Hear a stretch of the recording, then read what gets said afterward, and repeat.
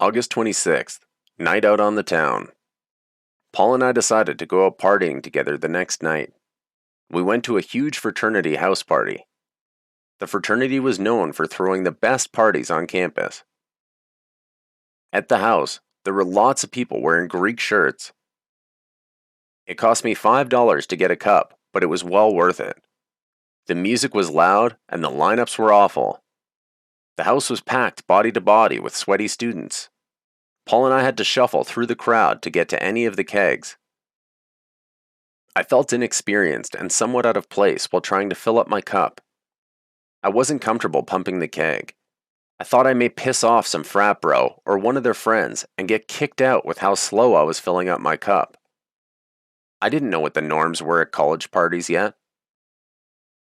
My heart raced less and less with every cup I filled up.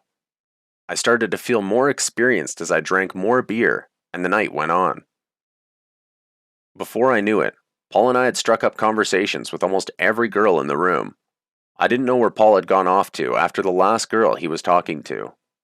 When I found myself alone in a room full of beautiful girls, I started talking to a sorority girl named Allie, and I got locked into a conversation with her. We had nothing in common, but I used it as a way to improve my conversation and networking skills. After a while of talking, Allie said that she wanted to go back to her apartment, so I offered to walk her back. I was still on a high from everything that had just happened. Fraternity parties with all you could drink booze for $5, meeting girls, leaving friends behind. This is what college was about. I'd left Paul with some sexy frat mat at the party, and I was walking one home. I got her to her apartment complex, and we said goodnight. After I dropped Allie off at her apartment, I walked back to the party. When I got back, my welcome had worn out. As I tried to walk back into the house, I was stopped. One of the guys wearing a shirt with Greek fraternity letters said, "Sorry dude, kegs are kicked. We aren't letting anyone else in." This meant they were out of booze. It didn't matter that I was just at the party. I was a small fry, a freshman dude, and not a hot girl. The kegs weren't empty. This is what they said when they wanted to keep the party going with their current guests and not let anyone new in. Even though I had walked off most of my buzz, I still wanted to keep the party going. Since I had my one-hitter on me, I fired it up from the safety of the fraternity's oversized deck. They weren't letting me into the party, but they didn't seem to care if I smoked weed on their deck. I had no idea where Paul was, but I was sure he was having a good time. I wasn't going to text him or try and chase him down. I was spent for the night, and I needed to head back to my room. When I got to the crosswalk by my dorm, I heard the noise from another party. It was coming from the yellow house on the corner of the street. This was the house I walked by on the day my dad dropped me off for school. It was, in fact, a sorority house. As I glanced up at the house, I recognized one of the girls that had waved to me on my first day. She noticed me gazing at her and said, "Hey you!" "Me?" I asked, wondering if the sorority girl was talking to me. "Yeah, you. Want to come hang out?" I said sure, and walked up the massive deck, being careful not to fall. They made me feel at home immediately. "Lindsay, get this guy a beer." A young girl that looked my age quickly jumped to attention and asked, "What kind of beer do you want?" I had no idea what kind of beer I wanted. I answered with the best thing I could think of, without looking stupid.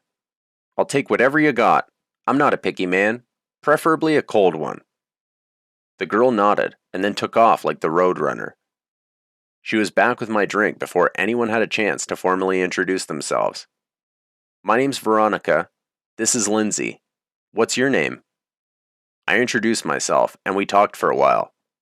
I didn't want to start asking a fuck ton of questions about school, partying, and sororities. I just wanted to enjoy the moment without feeling judged for my lack of maturity.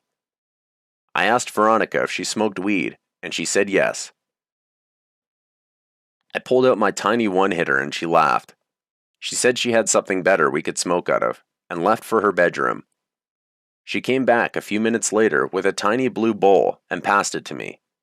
It was packed full of fresh weed. "Here you go. You can pack up the next one if you want to." I wasn't used to girls offering me weed. I was used to smoking everyone up. In my high school social circles, girls rarely had anything to contribute except for their company. Spoiled girls that expected everyone to cater to them. I kept the cipher going, packing up the bowl after each time it became empty. I would smoke my whole bag if I had to. My beer was finished, and when I set it down, Lindsay quickly grabbed it. She asked me if I wanted another one.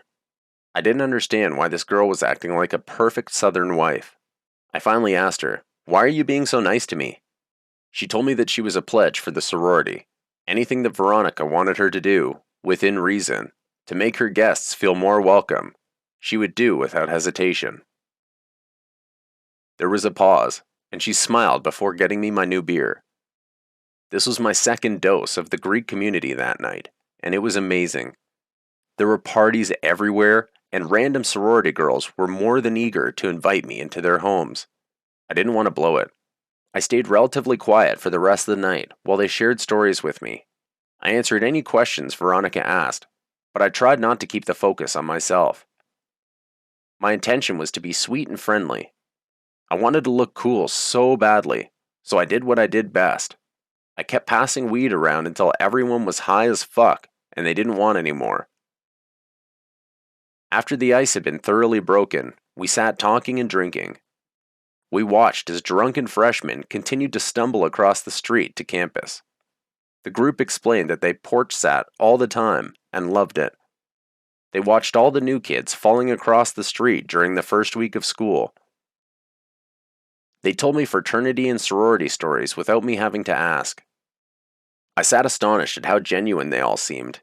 It was me, one other guy, and 5 girls on the deck.